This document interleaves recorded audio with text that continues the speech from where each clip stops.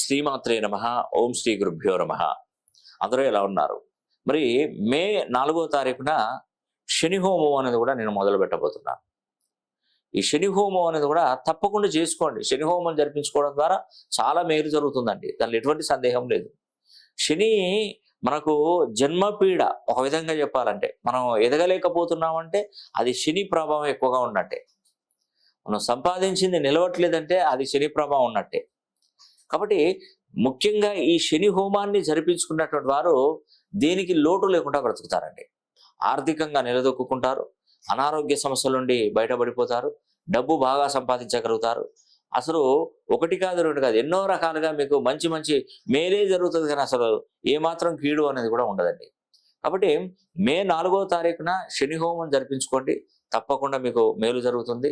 నేను దీనికంటే ముందు మాతా వైష్ణోదేవి ఆలయానికి వెళ్ళి చక్కగా అక్కడ పూజలు నిర్వహిస్తాను. అక్కడ నిర్వహించిన తర్వాత అటు ఓంకారేశ్వర్కి వెళ్ళి అక్కడ నుండి హుటాహుటిన ఈ యొక్క శని హోమానికి అటెండ్ అయ్యి శని హోమం జరిపించిన తర్వాతనే నేను మీకు ఆ వీడియో ఎడిట్ చేసి మీకు తప్పకుండా పంపిస్తాను. కాబట్టి 30 ఏళ్ల తర్వాత శనీశ్వరుడు కుంభరాశిలోకి వచ్చాడు కాబట్టి ఎంతో అదృష్టం అండి. ఈ యొక్క అవకాశాన్ని ప్రతి ఒక్కరు సద్వినియోగం చేసుకోవడం కూడా మనస్ఫూర్తిగా కోరుకుంటూ సెలవు తీసుకుంటున్నా. సర్వే జన సుఖినో.